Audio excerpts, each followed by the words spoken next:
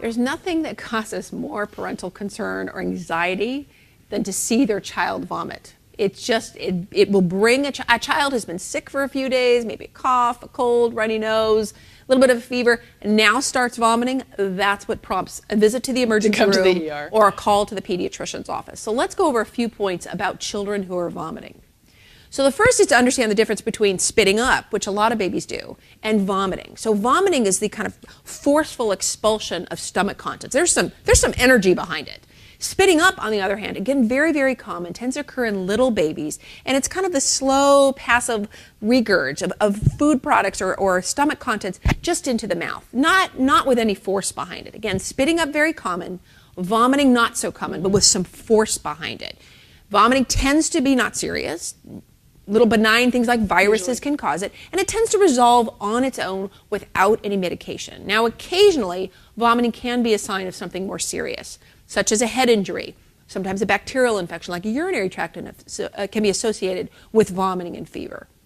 When should you see your pediatrician or your emergency room if your child is vomiting? Well, first, if your child's having recurrent vomiting, they just vomiting over and over again, and they're not able to drink anything, and we're talking about even small sips of fluid, your child is vomiting up. That would be a reason to go to the emergency room or call your pediatrician.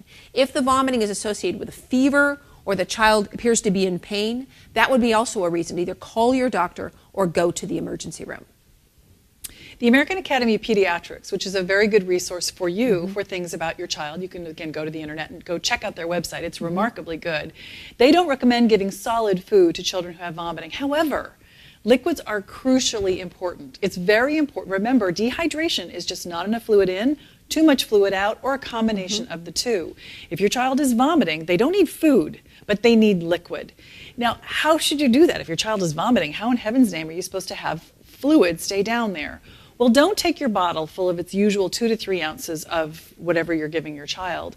Actually, take fluid in small aliquots, small amounts. So you're going to take ½ ounce. You're going to give ½ ounce every 15 minutes or so.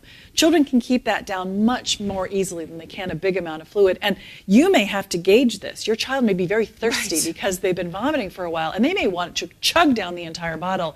Your job is to keep it at that ½ ounce every 15 minutes or so. They'll stay very well hydrated, often won't vomit that up, and they tend to do just fine. It's a wonderful way to hydrate your baby who's having vomiting. Right. The key is not giving your child the full 8-ounce bottle for them to down at one sitting. That'll come right back up. So it's small little aliquots. And some kids may be able to tolerate it a little bit faster than every 15 minutes, every few minutes.